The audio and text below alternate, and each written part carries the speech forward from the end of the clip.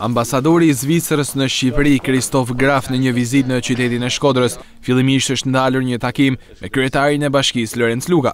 Kryebashkiaku i uroi mirëseardhjen dhe e falenderoi për projektet e financuara nga qeveria zviceriane në Shkodër. Instalimi në qytetin e Shkodrës të një prej projekteve më të rëndësishme që zhvillohen sot në Shqipëri në kuadrin e decentralizimit, të cilat kanë pas ndikimet e veta pozitive. Edhe sot mund të vlerësohet si një nga arritjet më të mira që Bashkia e Shkodrës në kuadrin e funksioneve të veta ka bërë duke u konsultuar dhe me këtë projekt. Besoj se edhe ju jeni të kënaqur me rezultatet që keni pas në Shkodër, por edhe në njësitë e tjera vendore, sepse sot shumë modele mund të marren në Shkodër në kuadrin e zbatimit të këtij programi. Unë ju siguroj që Bashkia e Shkodrës është një partner serioz, bashkëpunimi në të ardhmen uroj që të shtrihet edhe në fushat e tjera. Nga ana e tij, ambasadori i Zvicrës Graf dha një mesazh të qartë përpara zgjedhjeve lokale të 21 qershorit, duke thënë se pushteti vendor duhet të forcohet dhe se duhen parë edhe figurat e ardhshme drejtuese.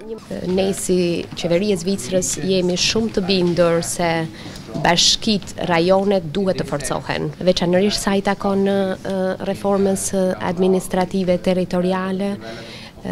Ne kemi diskutuar këtë argument me autoritetet të ndryshme në Tiranë, po padyshim për ne është rëndësishëm edhe pikpamja e kryetarëve, ambicjet dhe vlerësimet e tyre.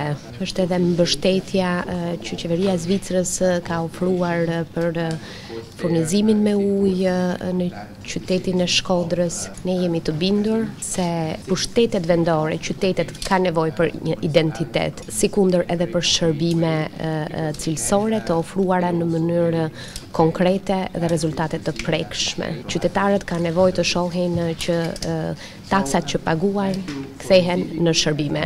Ambasadori zviceran dhuroi një thikë zvicerane dhe flamurin simbol të vendit të tij, ndërsa kryebashkiaku Luka, nga ana e tij, i dhuroi një album me fotot e dinastisë Marubi në shenjë mirënjohje e respekti.